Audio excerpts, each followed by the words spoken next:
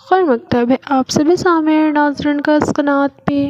آج کے اس ویڈیو میں پڑھیں گے سیمسٹر 4 اردو MGC 6 کی پانچویں یونٹ میں ہمیں سید احتشام حسین کی تنقید نگاری کو پڑھنا ہے۔ اس سے پہلے ویڈیو میں ہم اردو MGC 6 کی چوتھی یونٹ تک پڑھ چکے ہیں۔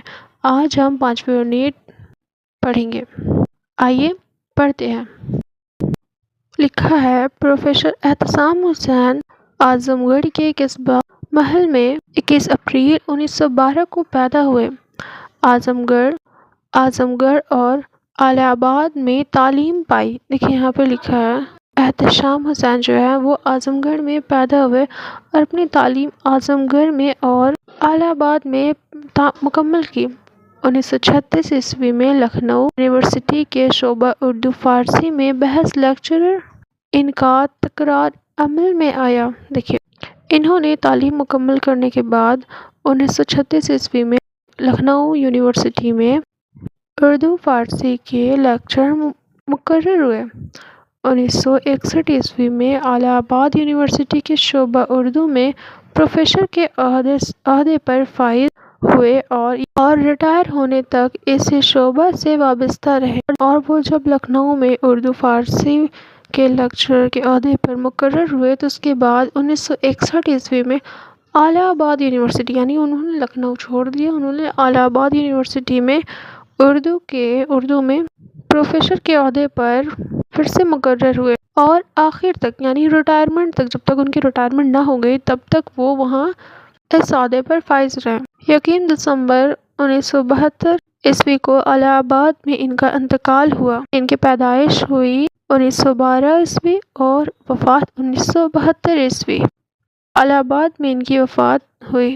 1932 عیسوی کے قریب ان کی تصنیفی زندگی کا باقاعدہ آغاز ہوا، جب 1932 عیسوی کا وقت چل رہا تھا۔ 1932 عیسوی یعنی جب یہ ایک طالب علم تھے، اس وقت ان کی مصنف زندگی کا آغاز ہو گیا تھا، وہ لکھنا شروع کر دیے تھے۔ انہوں نے ناٹک لکھے اور نظمیں کہیں لکھی۔ طبیعت کا میلان تنقید کی طرف تھا، لہٰذا تنقید کے لیے اپنی پوری زندگی وقف کر دی۔ اسی لیے ان کا شمار اردو کے ذی قدر نقادوں میں ہوتا ہے۔ ان کی تنقید میں مشرق و مغرب دونوں طرف کی طرز فکر ملسی ہے۔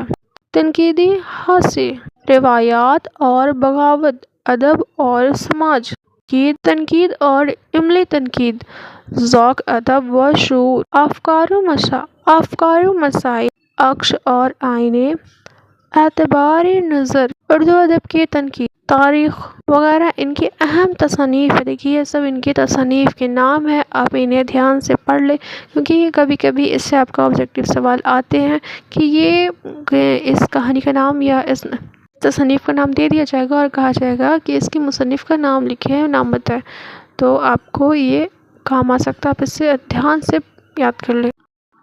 احتشام حسین نے جس عہد میں آنکھ کھولی وہ انقلاب کا دور تھا، یعنی جب انہوں نے آنکھ کھولا اپنے ادب کی دنیا میں، وہ انقلاب کا دور تھا، یعنی کسی چیز کو پوری طرح سے بدل دینا یا کسی چیز کا تختہ پلٹ دینا۔ دنیا بھر میں جنگ و جدل اور انتشار کا ماحول تھا۔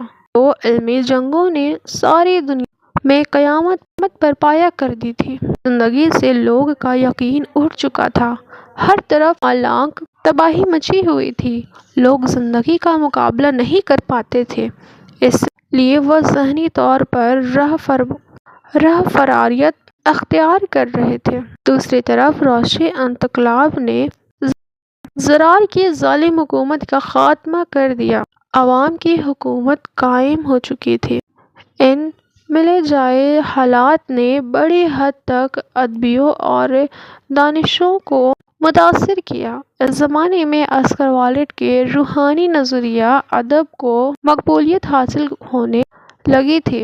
چونکہ ہندوستان میں انگریزی تعلیم یافتہ لوگ کثرت سے موجود تھے، اس لیے عسکر والد کے نظریات ادب کو یہاں بھی فروغ حاصل ہونے لگا۔ نتیجہ جن رجحانات نے اس دور کو سب سے زیادہ متاثر کیا وہ رومانی جمالیاتی اور تاثراتی رجحانات تھے۔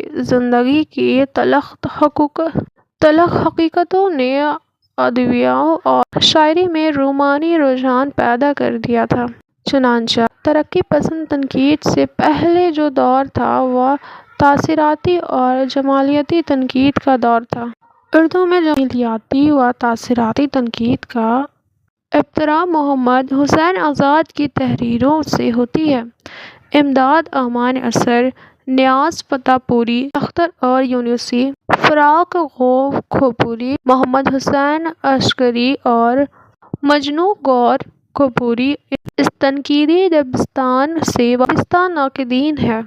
نیاز فتح پوری حسین پرستی کے قائل تھے۔ انہوں نے شاعری کو جذبے اور وجدان کا ذریعہ اظہار قرار دیا اور حسن حیات ہی کو حاصل شعور کہا۔ مواد کے مقابلے میں حیت کو اہمیت دیتے ہوئے اور ایک جگہ لکھتے ہیں۔ تاثراتی تنقید کے ایک اہم نقاد مجنوں کھوپوری بھی ہیں، جنہوں نے ابتدا میں تاثراتی تنقید کو اپنایا، تاہم وہ برق رفتاری سے بدلتے ہوئے اپنے زمانے کے ادبی رجحانات سے متاثر ہوئے اور آہستہ آہستہ ان کی نظریات میں وسعت آتی گئی۔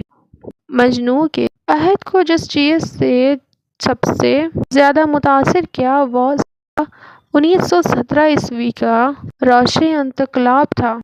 اس انقلاب نے ادیبوں کے سوچنے کے انداز بدل ڈالے اور یہ آگاہی پیدا ہوئی کہ ہندوستانی سماج دو بڑے طبقے میں بٹا ہوا ہے، ایک ظلم اور دوسری مظلوم محنت کش طبقے پر سرمایہ داروں کا ظلم و ستم ہوتا ہے۔ اسے دیکھ کر کوئی بھی حساس اور انصاف پسند ادیب غیر جانبدار نہیں رہ سکتا، لہٰذا ادیب کو چاہیے کہ وہ مظلوم طبقے کا ساتھ دے اور اس ظلم و ستم کے خلاف جنگ کا اعلان کرے۔